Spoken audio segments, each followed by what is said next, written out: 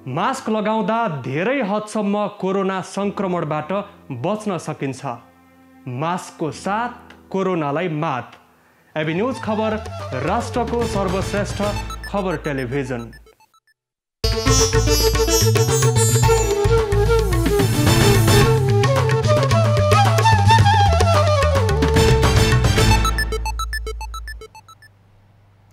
Corona संक्रमितको उचित उपचार हरेक नेपालीलाई खोपको आधार। नमस्कार, यो एबी न्यूज खबरको सङ्केत हो।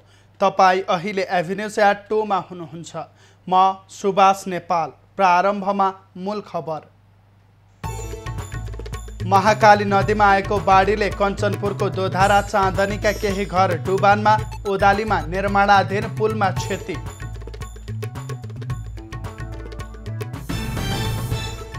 चीनको टिङ्ग्री नजिकै पहिरोले थुनिएको रोङ्सी खोला सुरक्षित रूपमा खोलियो।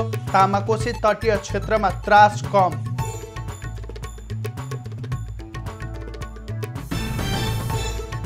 आज र भोलि देशका केही स्थानमा भारी वर्षाको सम्भावना। तराई क्षेत्रमा बढी प्रभाव पर्न सक्ने मौसम विभागको भनाइ।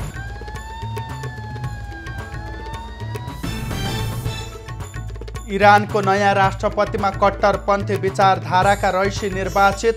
इरानको आन्तरिक र विदेश मामिलामा प्रभाव पर्न सक्ने विश्लेषण।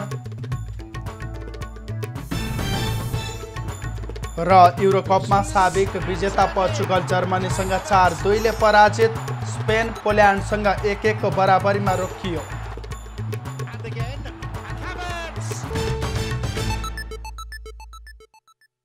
अब खबरको सिलसिला प्रारम्भ गरौँ। महाकाली नदीमा बाढी सम्बन्धी प्रसङ्गबाट।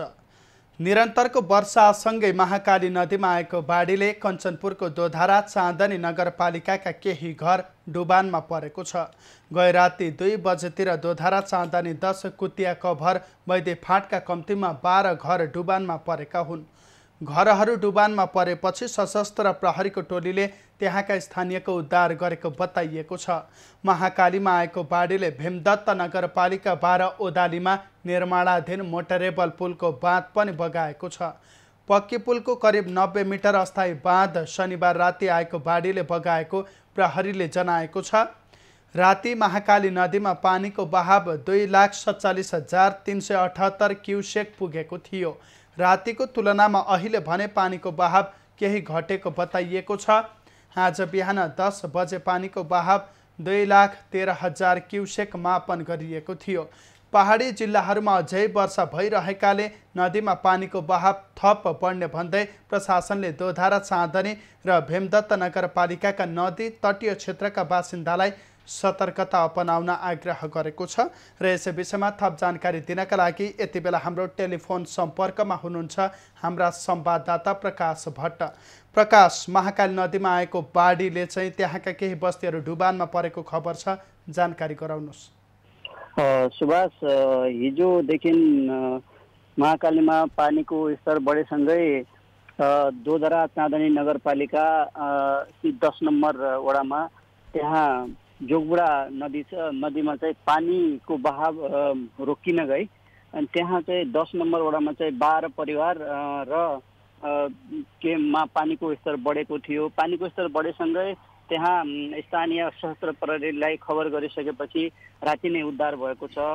अनि त्यसै गरी कुतिया कपरमा 36 परिवारलाई नगरपालिकासँग जोड्नका लागि एउटा पुल बनाएको थियो। बिचमा पुल त्यो पानीको बहाव बढेसँगै त्यहाँको स्तर अहिलेसम्म पनि त्यो यथावत नै छ। अनि त्यसमा चाहिँ आवाज जाव गर्नका लागि उनीहरूले चाहिँ किस्ती प्रयोग गरेर नगरपालिकासँग समन्वय अहिले गरिराखेका छन्।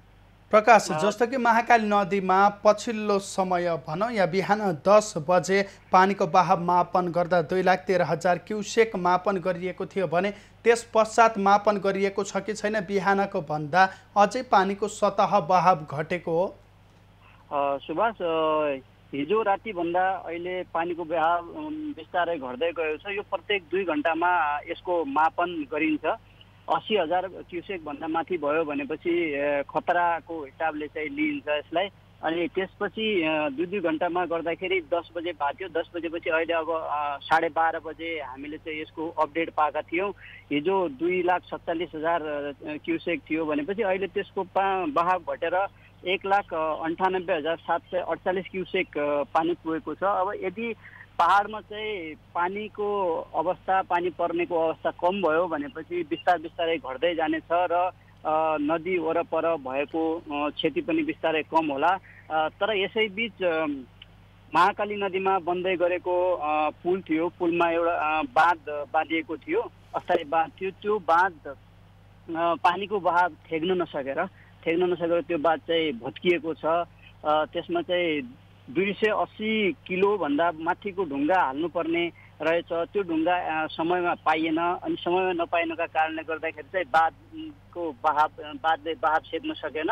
त्यसपछि फलस्वरूप त्यो हिजोदेखिको निरन्तर वर्षाका कारणले गर्दाखेरि बाँध भत्कियो भन्ने कुरा चाहिँ त्यहाँको इन्जिनियर किशोर राज पाण्डेले बताउनु भएको थियो बिहान।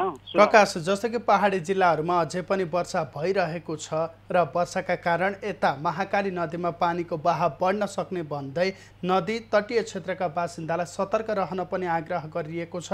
त्यहाँबाट यदि पानीको बहाव बढेसँगै बाढी आउने, बस्ती डुबानमा पर्ने खतरा देखिएको छ, त्यस्तो खतरा भएको स्थानका मानिसहरूलाई अन्यत्र सारिएको छ कि छैन, उनीहरूलाई सचेत रहन त भनिएको छ, त्यहाँबाट स्थानान्तरण गरिएको छ कि छैन? सुभाष, यो बारेमा मैले विपद व्यवस्थापन समितिलाई पनि बुझेको थिएँ अनि त्यसै गरी मैले भीमदत्तको वडा नम्बर 10 का अध्यक्षलाई पनि मैले बुझेको थिएँ। उहाँले भन्नुभएको थियो हिजो जुन ठाउँमा चाहिँ 10-12 परिवार भीमदत्त 10 मा चाहिँ डुबानमा परेका थिए, उहाँहरूलाई तुरुन्तै लगेर हामीले नजिकैको स्कुलमा राखेका थियौँ। राति पनि राख्यौँ र आज पनि यदि बहाव बढ्ने त्यस्तो सम्भावना भयो भनेपछि उहाँहरूलाई फेरि तुरुन्तै हामी चाहिँ त्यही स्कुलमा लगेर राख्नेछौँ। उचित खाद्यान्नको व्यवस्था पनि गरेका छौँ, प्रबन्ध गरेका छौँ। त्यसै गरी जिल्लाभरि नै रेड क्रस सोसाइटीको विपद व्यवस्थापन शाखा मार्फत पनि उद्धारका कार्यहरू भइरहेका छन्। यो विषयमा चाहिँ हामीले जिल्ला उपशाखा दोधरा चाँदनीका प्रमुख रघुनाथ भट्टसँग पनि केही समय अगाडि कुरा गरेका थिए। त्यो हिसाबले चाहिँ यता धेरै कुराहरू चाहिँ यो विषयमा चाहिँ दुष्ट र दुष्ट देखिन्छ प्रशासन। सुभाष, प्रकाश, जस्तो कि 12 घर डुबानमा परेपछि त्यहाँका स्थानीयलाई यहाँले जानकारी गराएअनुसार चाहिँ विद्यालयमा राखिएको छ। विद्यालयमा राखिएका तिनीहरूलाई के कसरी राखिएको छ, किनभने कोरोना सङ्क्रमणको जोखिम पनि कायमै रहेका बेला उनीहरूको व्यवस्थापन उचित तवरले हुनुपर्ने हो, के कसरी राखिएको छ? सुभाष, यो विषयमा बिहान बुझ्दाखेरि उहाँले भन्नुभयो हामीले स्कुलमा राख्यौँ होइन। अब पानीको बहाव कम भइसकेपछि फेरि उहाँहरू आफ्नो घरमा गइसक्नु भएको छ। यदि आज पनि त्यस्तै भइहाल्यो भनेपछि स्कुल फराकिलो छ। कोरोना सामाजिक दूरी कायम गर्ने गरी अब अलग अलग परिवारलाई चाहिँ अलग अलग कोठाहरूमा चाहिँ राखेर उहाँहरूलाई चाहिँ आवश्यक पर्ने खाद्यान्नमा जे जस्तो सेवा सुविधा हुन्छ त्यो दिनका लागि हामी तयार छौँ भन्ने कुरा गर्नुभएको छ। भनेपछि 12 घर डुबानमा परेको थियो, त्यस घर परिवार चाहिँ यति बेला यहाँले भनेअनुसार घर फर्किसकेको अवस्था हो। यति बेला त्यहाँको मौसमी अवस्था कस्तो रहेको छ? उनीहरू घरमा बस्न मिल्ने हो? मौसम अवस्था बिहानदेखि पानी परेको छैन। हिजो रातिदेखि पानी चाहिँ यहाँ परेको अवस्था छैन। अब अहिले चाहिँ फेरि बर्सात बिस्तारै सिमसिमे पानी सुरु भयो। अब सुरु भए लगत्तै फेरि अब त्रास त सुभाष एउटा कुरा चाहिँ योमा बिचमा के छ भनेपछि महाकाली नदी वरपर जहिले पनि त्रसित हुन् बासिन्दाहरू। किन भनेपछि त्यो जुन भुजेला खोला छ, भुजेला खोलालाई निकास नहुने गरी त्यहाँ बन्द बाँधिएको छ, त्यसको निकास हुँदैन। अब त्यसको निकास भएन भनेपछि सिधै बस्तीमा आउँछ पानी। बस्तीमा आइसक्यो भने चाहिँ डुबान हुने त कुरा यथार्थ भयो। त्यो हिसाबले यो कुरालाई चाहिँ तपाईँहरूले किन मतलब हेर्नु भएको छैन त, यसलाई त पूर्ण रूपमा समाधान गर्नुपर्ने हो, वर्षेनी यस्तै भइरहेको छ भन्ने कुरा मैले राखेको थिएँ। उहाँले भन्नुभएको थियो यो बेलामा चाहिँ हामीले त्यो कुरालाई चाहिँ अब आउँदो नगरपालिकाको बैठकमा यो विषयमा चाहिँ मैले कुरा राख्छु। उहाँहरू वर्षेनी डुबानमा पर्नुहुन्छ। यो कुरालाई चाहिँ अब जसरी यो अहिले सरकारले अव्यवस्थित बसोबासलाई चाहिँ जग्गा दिने कुरा भइरहेको छ, यो विषयमा चाहिँ यो विषयलाई पनि राखेर उहाँहरूलाई चाहिँ व्यवस्थित बसोबास गराउने गरी त्यहाँको समस्यालाई चाहिँ पूर्णकालीन समाधान बनाउने पक्षमा पहल गर्नेछु भन्ने कुरा उहाँले गर्नुभएको छ। सुभाष, हवस्, जानकारीका लागि धन्यवाद। पछिल्लो जानकारीका लागि तपाईँसँग पुनः जोडिनेछौँ। उहाँ हुनुहुन्थ्यो हाम्रा संवाददाता प्रकाश भट्ट।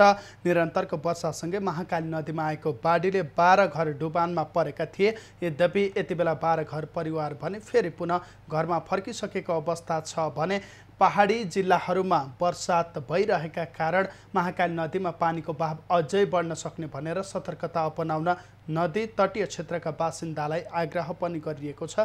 यसै विषयमा रहेर कुराकानी गर्दै हुनुहुन्थ्यो हाम्रा संवाददाता प्रकाश भट्ट। अब बाँकी खबर। पहिरोले थुनिएको तिब्बततर्फको रोङ्सी खोलाको तालबाट पानीको निकास भएको छ। शुक्रबार रातिबाट चिनको टिङ्ग्रे काउन्टी नजिकै पहिरोले तामाकोसीको सहायक रोङ्सी खोला थुनिएको 35 घण्टापछि चिनिया पक्षले पानीको निकास गरेको हो। ताल बनेको रोङ्सी खोलाबाट चिनिया टोलीले सुरक्षित रूपमा पानीको निकास गराएको दोलखा प्रहरी प्रमुख भेषराज रिजालले बताएका छन्। पहिरोले थुनिएको तालमा 1 लाख घनमिटर भन्दा बढी पानी जम्मा भएको उनले जानकारी दिएका छन्। सावधानी अपनाएर उक्त तालबाट पानीको निकास दिएको चिनिया पक्षले बताएको उनले जानकारी दिए। एकै पटक ताल फुटाए तामाकोसी नदीमा पानीको बहाव उच्च हुने र ठूलो सङ्कट आउन सक्ने भन्दै उनले चिनिया टोलीलाई पटक पटक गरेको आग्रहपछि उनीहरूले तालबाट सुरक्षित रूपमा पानीलाई निकास दिएको बताइएको छ। र यस विषयमा थप जानकारी दिनका लागि यति बेला हाम्रो टेलिफोन सम्पर्कमा हुनुहुन्छ हाम्रा संवाददाता सुजन काफ्ले। सुजन, त्यहाँको पछिल्लो अवस्था के छ, जानकारी गराउनुहोस्। शुक्रबार रातिबाट चिनको टिङ्ग्री काउन्टी नजिकै पहिरोले तामाकोसीको सहयोग रोङ्सी खोला थुनिएको थियो। जबकि खोला थुनिएको 35 घण्टापछि चिनिया पक्षले पानीको निकासा गरेको छ। यति बेला ताल बनेको रोङ्सी खोलाबाट चिनिया टोलीले सुरक्षित रूपमा पानी निकासा गराएको जानकारी आएको दोलखा प्रहरी प्रमुख भेषराजले बताएका छन्। त्यसैगरी पहिरोले थुनिएको तालमा 1 लाख घनमिटर भन्दा बढी पानी जम्मा भएको थियो। सावधानी अपनाएर उक्त तालबाट पानीको निकासा दिएको चिनिया पक्षले बताएको प्रहरीले जनाएको छ। सुजन, जस्तो कि यहाँले पनि जानकारी गराउनु भयो, शनिबार चिनिया पक्ष बिहानै गएर जुन तालमा जमेको पानी थियो त्यो चाहिँ निकास दिएको छ। त्यसरी निकास भइसकेपछि अब खतरा कतिको देख्न सकिन्छ? चिनिया एकैपटक ताल फुटाएर तामाकोसी नदीमा उच्च हुने र ठुलो सङ्कट आउने अवस्था रहेको थियो। जबकि चिनिया टोलीलाई प्रशासन कार्यालय दोलखाले पटक पटक आग्रह गरेपछि उनीहरूले तालबाट सुरक्षित रूपमा पानीलाई निकासा दिएका कारण तत्काल लागि तामाकोसीको तटीय क्षेत्रमा अहिलेका लागि सङ्कट टरेको छ। तर पनि माथिल्लो भेगमाथि वर्षा जारी रहेको कारणले गर्दाखेरि त्यहाँ त्यो क्षेत्रका बासिन्दालाई प्रहरीले अहिले सुरक्षित रहन आग्रह गरेको छ। सुजन, जस्तो कि माथिल्लो भेगमा वर्षा भइरहेको छ, वर्षाका कारण जुनसुकै बेला पनि वर्षाका कारण बाढी पहिरो जान सक्ने भन्दै नदी तटीय क्षेत्रका बासिन्दालाई प्रहरीले सतर्क रहन आग्रह गरिरहेका बेला त्यहाँका प्रशासनहरूले त्यस्ता घटना भइहाले, त्यसरी बाढी पहिरो गइहालेदेखि चाहिँ क्षति न्यूनीकरण गर्नका लागि के कस्तो विकल्पहरू तयारी अवस्थामा राखेका छन्, के कस्तो संयन्त्रहरू चाहिँ परिचालन गर्ने योजना बनाएका छन्? शुक्रबारबाटै कोसी थुनिएको भनेर चाइना पक्षबाट खबर आइसकेपछि जिल्ला प्रशासन कार्यालयले प्रहरीहरूलाई चाहिँ नदी तटीय क्षेत्रमा बसोबास गरिरहेका स्थानीयहरूलाई सुरक्षित स्थानमा राख्नलाई प्रहरीले माइकिङ गरेको थियो। जबकि उनीहरूले सिगटी लामा बगरका आसपासका नागरिकहरू 2 दिनदेखि उनीहरू सुतेका छैनन्। हिजो पनि के हुन्छ भन्ने अवस्था रहेको थियो। अहिले तामाकोसी आयोजना पनि लामा बगरमै भएका कारणले गर्दा प्रहरी, नेपाल प्रहरी, सशस्त्र प्रहरी, नेपाली सेना पनि उही रहेको कारणले तिनै निकायका प्रहरीहरू अहिले त्यहाँ परिचालन गरिएको छ। तामाकोसी उपमा केही परिवर्तन आए पनि अब ताल फुटाउने कि नफुटाउने भन्ने चिनिया पछि अझै अन्यल परेको छ। पानीको निकासा भए तापनि सुरक्षित रूपमा थुनिएको खोलालाई निकासा दिएको केही निकासा दिए पनि ताल चाहिँ फुटाउने कि नफुटाउने भनेर अहिलेसम्म अन्यल भएको कारणले प्रहरीहरूले चाहिँ सुरक्षित रहनु तत्काललाई टरेको छ, तर लामो समयलाई टरेको छैन भन्ने अवस्थामा प्रहरीले जानकारी दिएको छ। हवस्, जानकारीका लागि धन्यवाद। पछिल्लो जानकारीका लागि तपाईँसँग पुनः जोडिनेछौँ। उहाँ हुनुहुन्थ्यो हाम्रा संवाददाता सुजन काफ्ले। पहिरोले थुनिएको तिब्बततर्फको रोङ्सी खोलाको तालबाट पानीको निकास भएको छ, तत्काललाई खतरा टरेको छ। यद्यपि माथि पानी परिरहेका कारण चाहिँ जुनसुकै बेला पनि पहिरो जान सक्ने भनेर सतर्कता अपनाउन आग्रह गरिएको छ। यस विषयमा रहेर जानकारी गराउँदै हुनुहुन्थ्यो हाम्रा संवाददाता सुजन काफ्ले। अब बाँकी खबर। 2 दिनदेखि केही कम भएको वर्षा आजदेखि फेरि बढ्ने सम्भावना रहेको छ। मौसम पूर्वानुमान महाशाखाका अनुसार आज र भोलि वर्षा बढी हुने देखिएको हो। यस क्रममा कतिपय स्थानमा भारी वर्षा पनि हुने सम्भावना रहेको छ। यसपटक देशको पूर्वी क्षेत्रमा मनसुन बढी सक्रिय हुने देखिएको छ। लुम्बिनीको र बागमती प्रदेशका अधिकांश स्थानमा आज र भोलि निकै वर्षा हुने सम्भावना देखिएको छ। त्यसमा पनि पहाडी भेगभन्दा तराई क्षेत्रमा बढी वर्षा हुने सम्भावना छ। मौसमवेदका अनुसार यसअघि मनसुन पश्चिमी क्षेत्र र विशेष गरी पहाडी भेगमा सक्रिय भएको थियो भने यसपटक देशको पूर्वी भेग र विशेष गरी तराई क्षेत्रमा बढी सक्रिय हुने देखिएको छ। सिन्धुपाल्चोकको मेलम्ची नदीमा गत असार 1 गतेदेखि आएको बाढीमा परेर हेलम्बुमा 23 जना बेपत्ता भएको गाउँपालिकाले जनाएको छ। हेलम्बु गाउँपालिकाले शनिबार बाढीबाट भएको क्षतिको विवरण सार्वजनिक गर्दै हेलम्बुबाट 4 महिला र 19 पुरुष बेपत्ता भएको जनाएको हो। बेपत्ता हुनेमा मेलम्ची खानेपानी बाँध स्थलमा काम गर्ने 3 जना चिनिया नागरिक र 3 जना भारतीय नागरिक पनि रहेका छन्। गत असार 1 गतेदेखि हेलम्बु गाउँपालिकाको वडा नम्बर 1 मा रहेको सेमेसिदाङ हिमालमुनि रहेको थेमाथाङ गौर चौरमा गएको पहिरोका कारण आएको बाढीले ठुलो जनधनको क्षति पुर्याएको गाउँपालिकाले जनाएको छ। बाढीले दर्जनौं घर बगाएको छ भने सयौं परिवार विस्थापित भएका छन्। बाढीले 4 वटा मोटेरेबल पुल, 6 वटा झोलुङ्गे पुल, केही सडक र 8 वटा ट्राउट फार्ममा क्षति पुर्याएको गाउँपालिकाले जनाएको छ। नदी कटान रोक्न जनताका तटबन्ध कार्यक्रम अन्तर्गतको 86 करोड सकिए पनि तिनाउ नदी किनारका बासिन्दामा त्रास भने कायमै रहेको छ। बाढीले नदी किनारका संरचनाहरू भत्काइदिएपछि तिनाउ पुल आसपास र दक्षिणतिर देवीनगर, हात्तीसुँड, मजुवा, दुर्गा मन्दिर क्षेत्रका सयौं घर जोखिममा परेका छन्। तिनाउ नदीको बाढीले किनारका दर्जनौं घर टहरा धनमाल बगाउनुको साथै मानवीय क्षति समेत गर्दै आएको छ। 4 वर्ष अगाडि बाढीले बुटोल 13 देवीनगर बुद्धनगर जोड्ने महत्त्वपूर्ण झोलुङ्गे पुल बगाएको थियो। यो पटक गएको मंगलबार र बुधबार पनि तिनाउमा ठूलो बाढी आयो। नदी किनारका बासिन्दा बाढीले के गर्ने हो भन्दै रातभर जाग्राम बसे। रात परेपछि अँधेरोपछि पानी आएपछि त निदी लाग्दैन। गाडङ्गा गुडुङ ढुङ्गा गर्छन्, वर्षौंदै जाली हाल्छन्। बर्खा जब असारको 15 आएपछि जाली हाल्न सुरु गर्छन्। अनि त्यहाँदेखि त खोलाले आयो। अहिले भर्खर पनि माथिपट्टि त्यहाँ ठ्याक्कै 1 हप्ता 2-3 दिन पानी पर्यो, त्यसपछि बल्ल सुरु गरे काम गर्नु। पानी आयो त्यहाँबाट अब त भयो, ढाक्यो, जाली पनि ढाक्यो, ढुङ्गा पनि ढाक्यो। झन्नु अहिले खोला उताबाट लगेर केही लास्टमा गएर उताबाट गएछ बगेछ खोला। खास गरी नदीले ओगटेको भागमा बस्ती बसेको कारण तथा बुटोल र तिलोतमा नगरपालिकाले तिनाउ दानव नदीमा उत्खनन रोक्न नसक्दा जनताको तटबन्ध कार्यक्रम प्रभावकारी हुन नसकेको स्थानीयको गुनासो छ। नदी किनारमा नदीको बहाव क्षेत्रमै बस्नेहरू बढी समस्या परेको देखिन्छ। बाढी आउन लागिसकेपछि अलिअलि जाली अब तटबन्ध गर्ने काम गर्छन्, त्यो पनि लैदिन्छ। अब वर्षौं अब जाने 5-6 वर्ष हो त्यस्तै हुँदै गएछ। अब तटबन्ध पनि राम्रो भयो होइन। अब यस्तो खोलो तपाईँको आयो भने एकदम नराम्रो तरिकाले आउँछ। सधैँ जहिले पनि चरास आउँछ, जहिले पानी आउँछ बल्ल जाने यसको बजेट आउँछ।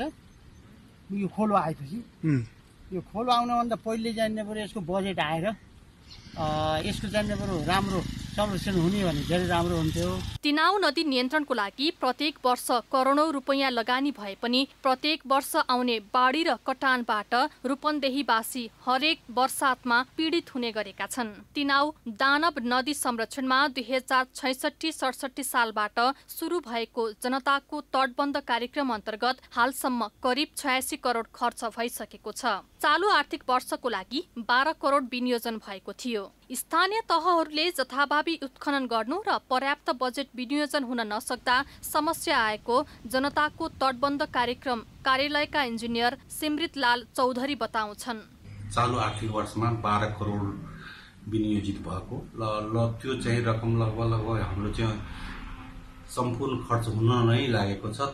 थोरै चाहिँ अलिकति बचत हुन्छ कि भनेर चाहिँ 2-4 लाख नत्र लगभग सबै खर्च हुन्छ, किनभने पहिलेदेखि नै हाम्रो कार्यक्रमहरू अगाडि बढिराखेको थियो हैन। अब हामीले सकेसम्म चाहिँ जुन प्रभावित ठाउँ छ त्यो ठाउँहरूमा हामी गएर बनाइ नै राखेका छौँ, तर पर्याप्त बजेटको अपर्याप्तताले गर्दाखेरि हामी त्यो ठाउँमा सम्पूर्ण चाहिँ पुरै प्रोटेक्सन गर्न चाहिँ सकेका छैन, त्यसले गर्दा केही गाह्रो भएको छ। तिनाउ दानव संरक्षणको लागि बुटोल सिद्धबाबादेखि मर्चबारसम्म 45 किलोमिटर तिनाउ मास्टर प्लान पनि तयार भएको उनले जानकारी दिए। तिनाउ नदी किनारको बस्तीलाई व्यवस्थित गर्न नसक्ने हो भने नदी किनारका सयौं घरहरू सामान्य बाढी आउँदा पनि प्रभावित भइरहने प्राविधिकहरूको भनाइ छ। तिनाउ नदी बग्ने क्षेत्रमै बस्ती बसेको छ भने यस क्षेत्रमा नदीमा जथाभावी दोहनको कारण पनि तिनाउ नदीको कटान रोक्न भएको लगानी बालुवामा पानी साबित भइरहेको छ।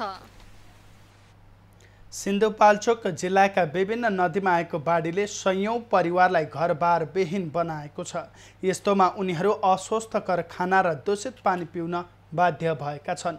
कोरोनाको जोखिम कायमै रहेका बेला आएको यो त्रासदीले त्यस क्षेत्रमा सरुवा रोगको खतरा समेत बढाएको छ।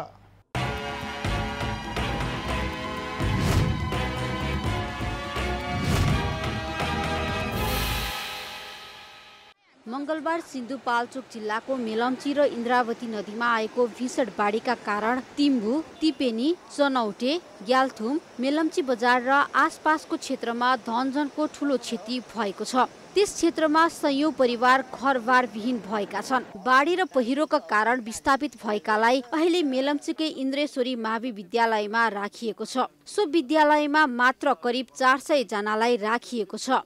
उनीहरू अस्वस्थकर खाना र धमिलो पानी खान बाध्य छन्। कोरोना जोखिम रहेकै बेला आएको यो त्रासदीले झाडा पखाला, जन्डिस, टाइफाइड, हैजा र डेङ्गु जस्ता रोग फैलन सक्ने भएकाले थप सतर्कता आवश्यक रहेको चिकित्सकहरू बताउँछन्। कोरोना भाइरस अहिले पनि जोखिम घटिसकेको अवस्था छैन र त्यो ठाउँमा चाहिँ यदि केही गरी जो कोहीले पनि अब सहयोग गर्दै हुनुहुन्छ भने मास्कको पनि राम्रो प्रबन्धहरू गरिदियो भने त्यो सर्ने सम्भावना धेरै न्यूनीकरण हुन्छ र सँगसँगै चाहिँ छालासँग सम्बन्धित रोगहरू पनि देखिन सक्ने सम्भावना रहन्छ।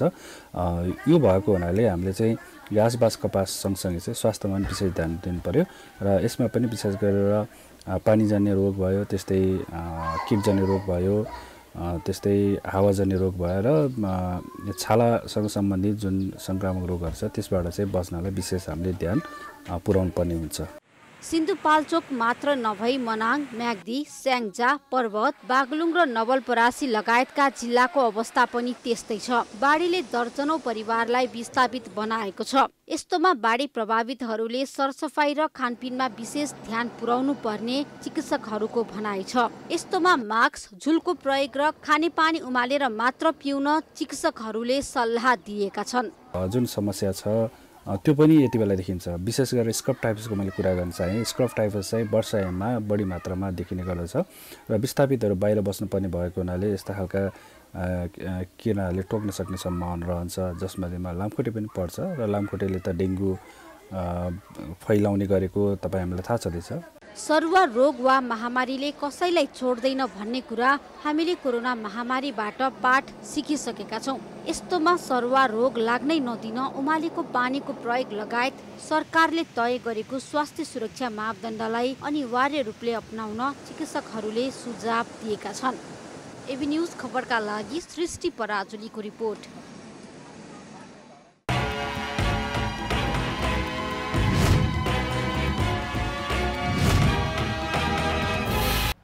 अब बाँकी खबर।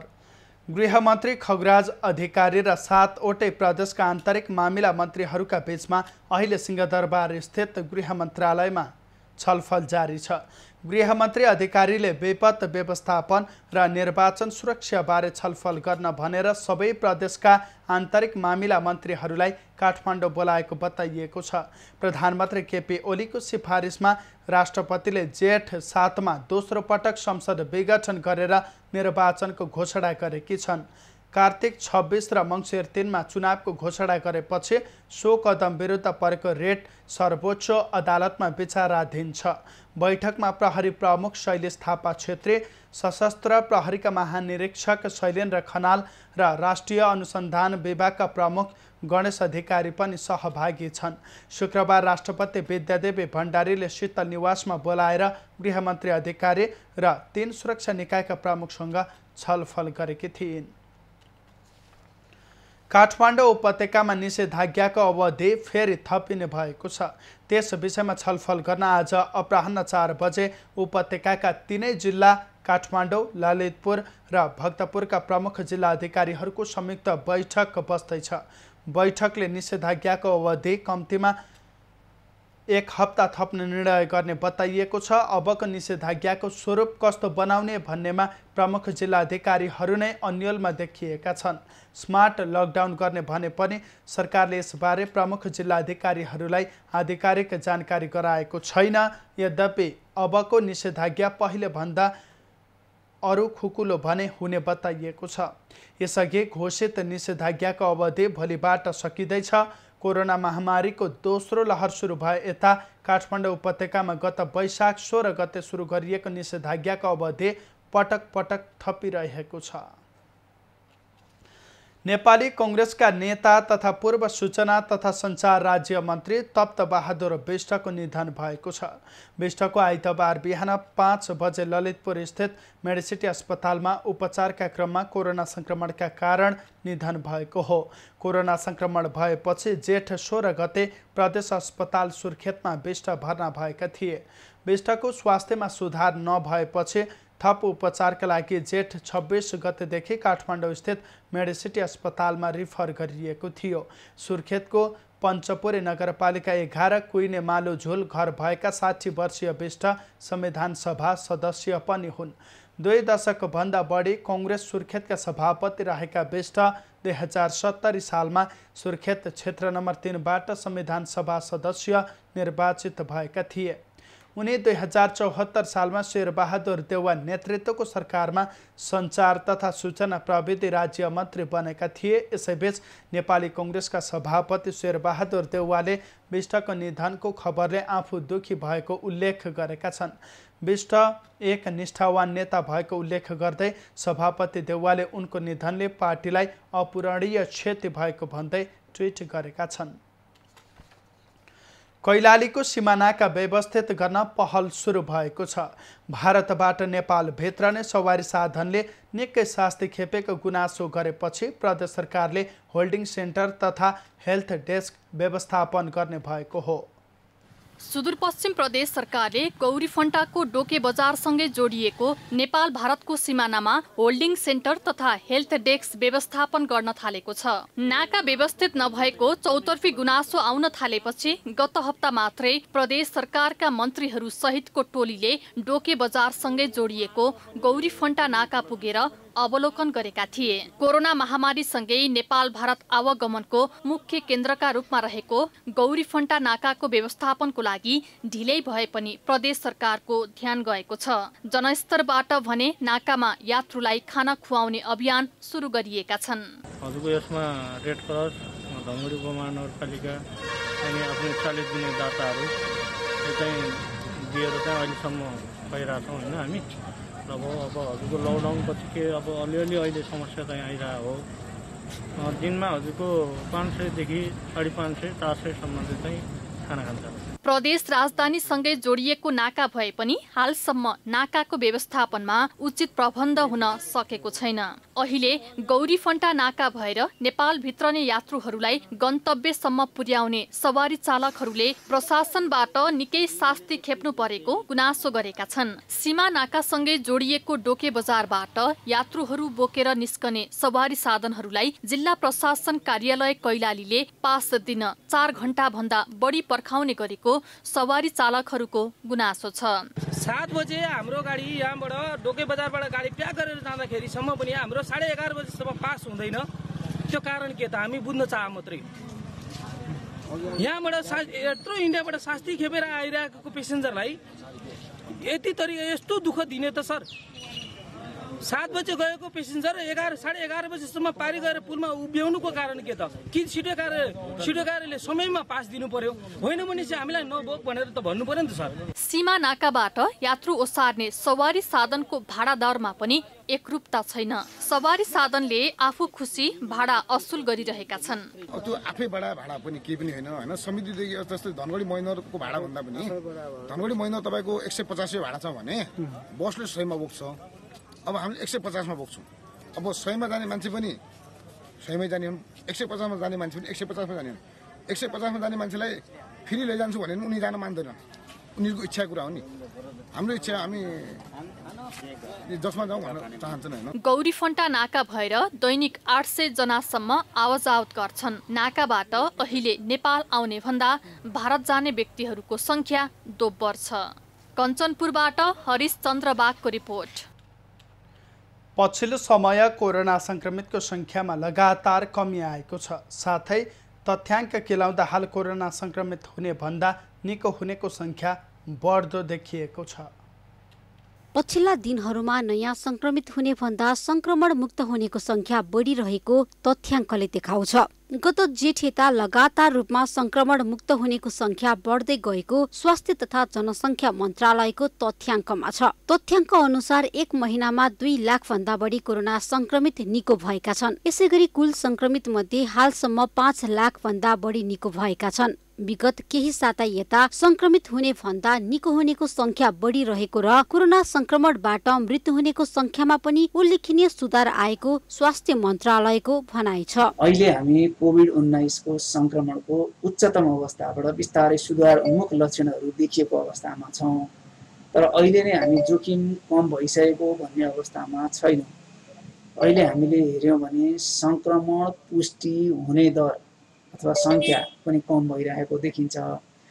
तर मृत्यु हुने दरहरू अथवा अस्पताल भर्ना हुने दरहरूमा धेरै कम भइसकेको अवस्था छैन। नेपालमा हालसम्म 32,55,000 भन्दा बढीको PCR तथा 1,33,000 भन्दा बढीको एन्टिजेन परीक्षण गरिएको छ। यसमध्ये RT-PCR बाट देखिएको संक्रमितको संख्या 19% रहेको छ। साथै निको हुनेको दर 89% छ। स्वास्थ्य तथा जनसंख्या मन्त्रालयले जारी गरेको एक महिनाको तथ्याङ्क केलाउँदा जेठ महिनाको सुरुवाती अवस्थामा भन्दा हाल संक्रमण दर आधा भन्दा कम रहेको पाइन्छ। कोरोना संक्रमितको संख्यामा कमी हुँदै गएको देखिए पनि विभिन्न नयाँ प्रकृतिको भाइरस समेत देखा परेका कारण जोखिम भने कम नभएको स्वास्थ्य मन्त्रालयको भनाइ छ। हामी सार्वजनिक स्थलमा भेटघाट हुने अवस्थाहरू बाक्लो हुँदै जाँदाखेरि फेरि संक्रमण बढ्छ कि भन्ने एकातिरको डर छ भने नयाँ किसिमका भेरिएन्टहरू पनि देखिरहेको अवस्थामा ती भेरिएन्टहरूले अर्को लहर ल्याउने, अर्को समस्याहरू ल्याउँछ कि भन्ने डर पनि छ। यी सबै कारणहरूले हामीले जनस्वास्थ्यका मापदण्डहरूलाई एकदमै धेरै आत्मसात गर्नुपर्ने, व्यवहारमा ल्याउनु पर्ने, बालबालिकाहरूलाई पनि सिकाउनु पर्ने, अरूलाई पनि सिकाउनु पर्ने अवस्था छ।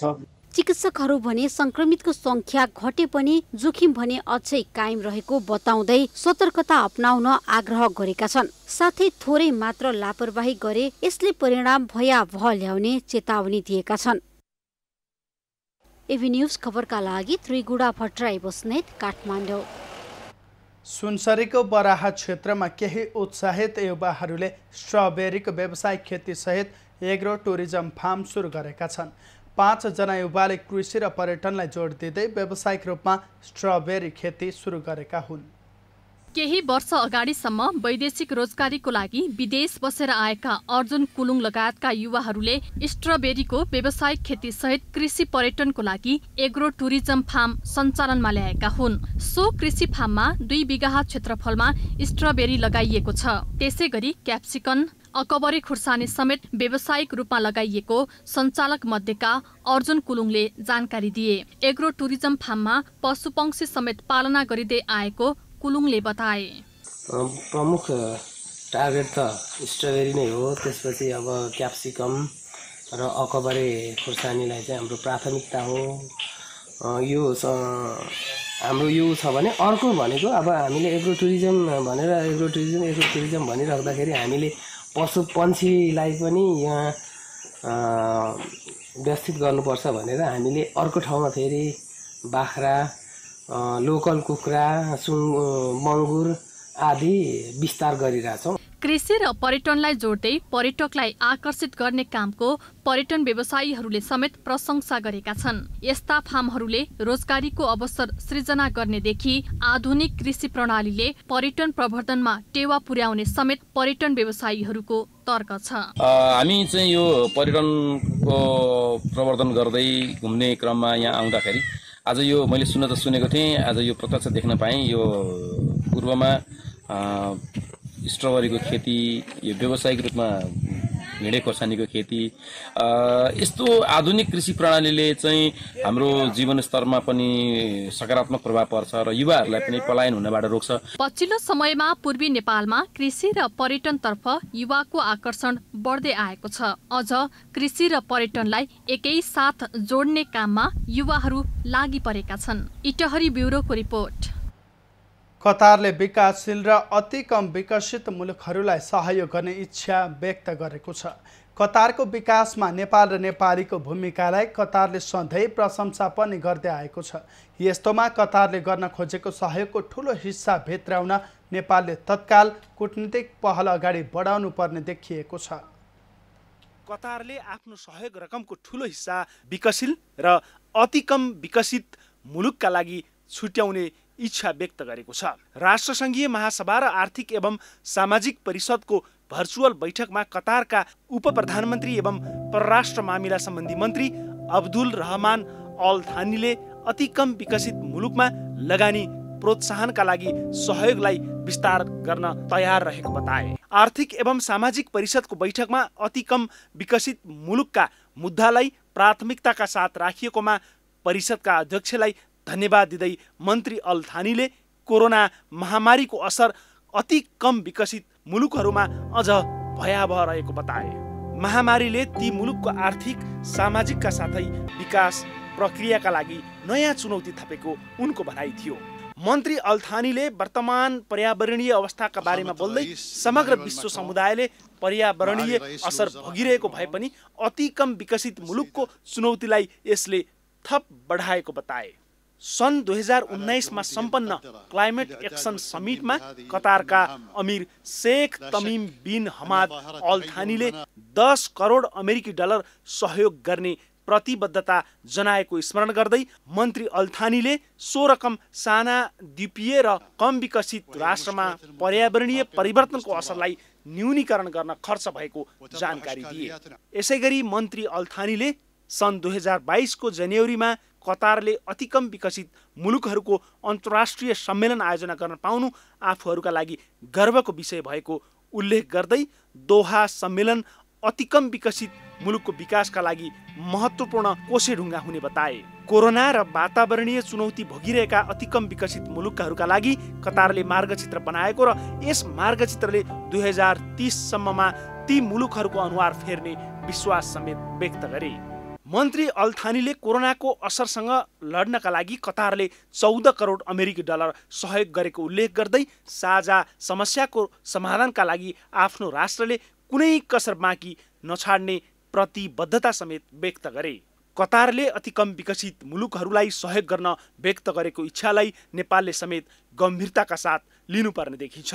अति कम विकसित मुलुक नेपाल र कतार बीच सुमधुर सम्बन्ध रहिआएकोले सहयोग रकमको ठूलो हिस्सा नेपाल ल्याउन पहल सुरु गरिहाल्नुपर्ने आवश्यकता देखिएको छ।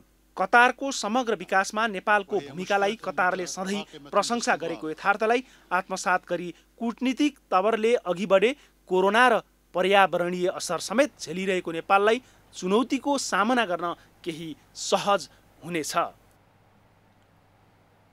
नेपाली कांग्रेसले समयमा 14औं महाधिवेशन गर्न नसकेर अहिले संविधानको सहारा लिएर पार्टीलाई वैधानिक बनाइरहेको छ। 2072 फागुन 24 गते 4 वर्षका लागि निर्वाचित वर्तमान कार्य समितिले 2076 साल फागुनमा 14औं महाधिवेशन गरिसक्नु पर्दथ्यो।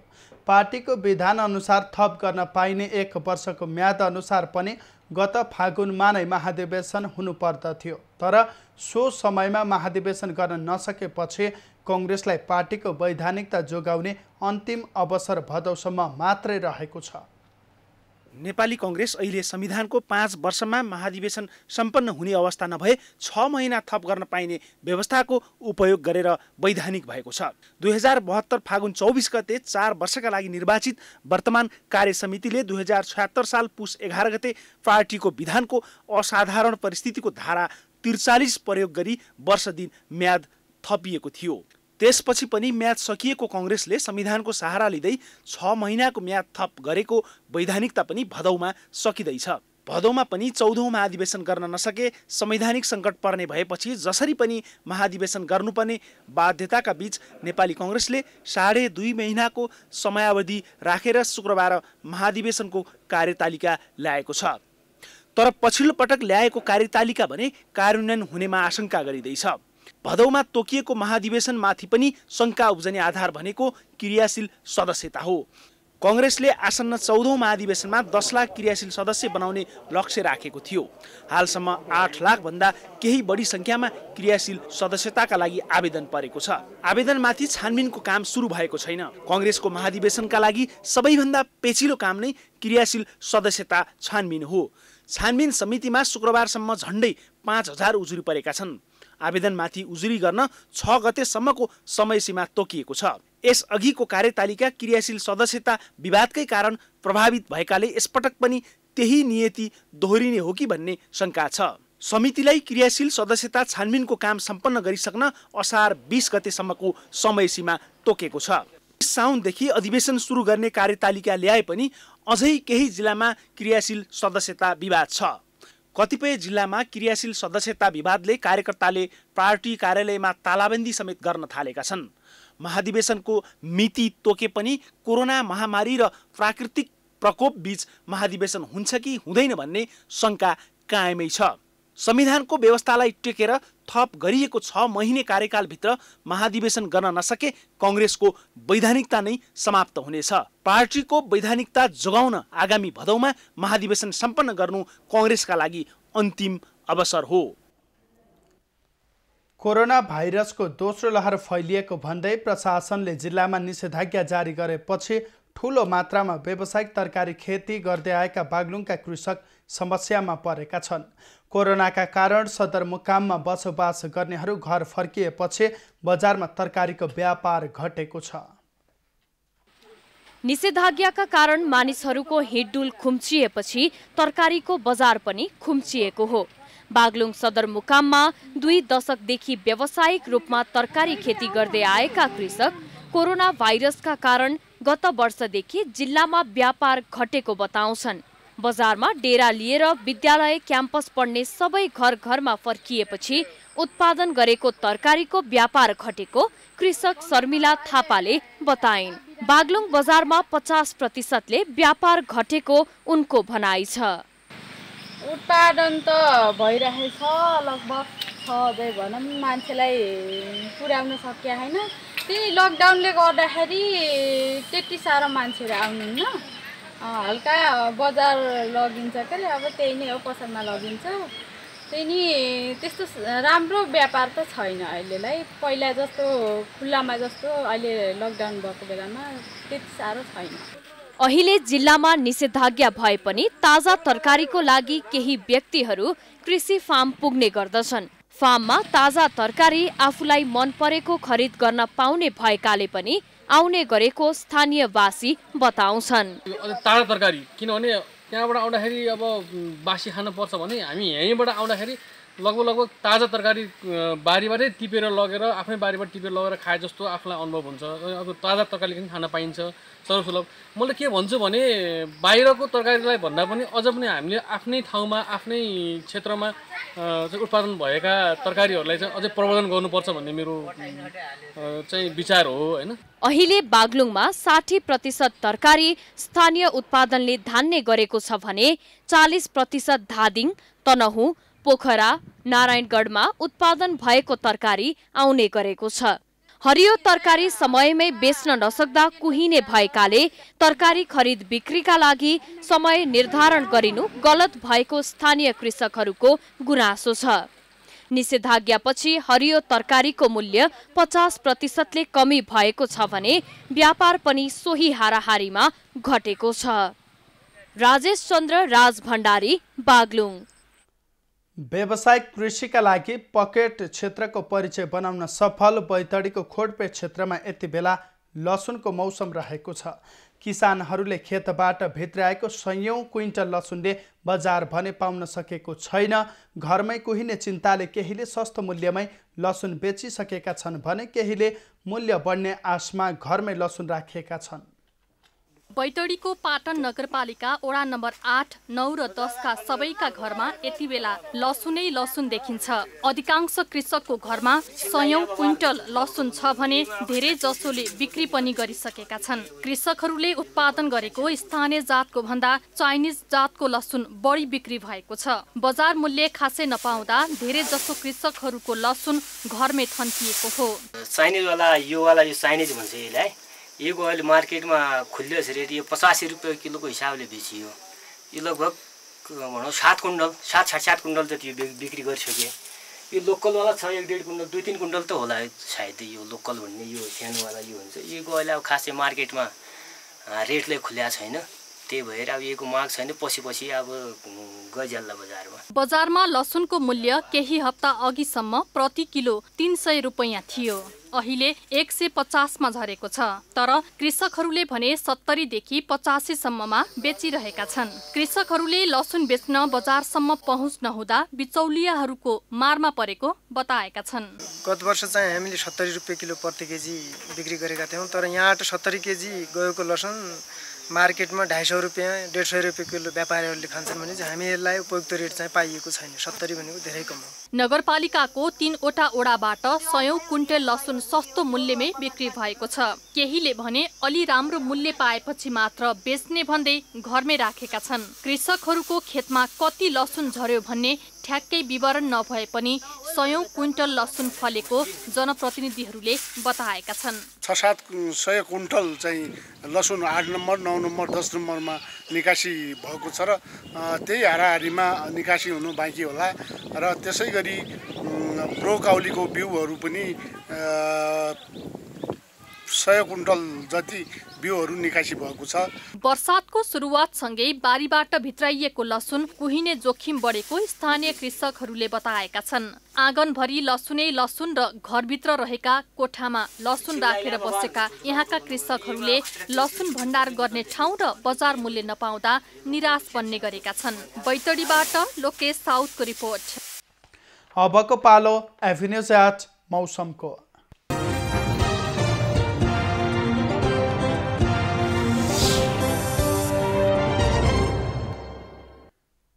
यति बेला देशभर मनसुनी वायुको प्रभावले प्रदेश 1, प्रदेश 2 र सुदूरपश्चिम प्रदेशका केही र बाँकी प्रदेशका 1-2 स्थानमा हल्कादेखि मध्यम वर्षा भइरहेको छ। अपराह्नपछि केही स्थानमा मेघगर्जन र चट्याङ सहित भारी वर्षाको समेत सम्भावना रहेको जल तथा मौसम पूर्वानुमान महाशाखाले जनाएको छ। काठमाडौँ उपत्यकाको आजको अधिकतम तापक्रम 28 डिग्री सेल्सियस र न्यूनतम तापक्रम 20 डिग्री सेल्सियस बीच रहने अनुमान गरिएको छ। आज सूर्योदय बिहान 5:09 भए भने सूर्यास्त साँझ 7:02 हुनेछ। आज देशभरको मौसम कस्तो रहला त हेरौँ देशका विभिन्न स्थानको अनुमानित मौसमी अवस्था।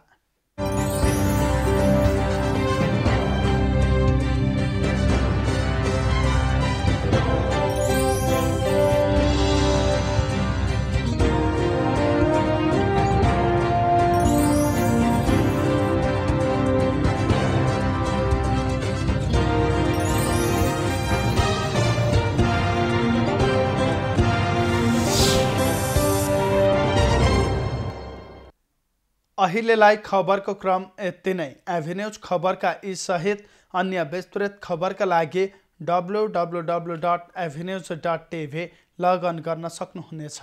युट्युब, फेसबुक र ट्विटरमा पनि हामीलाई फलो गर्न सकिनेछ। खबर भित्रको खबरका लागि हेर्दै रहनुहोला एभिन्यूज खबर। नमस्कार।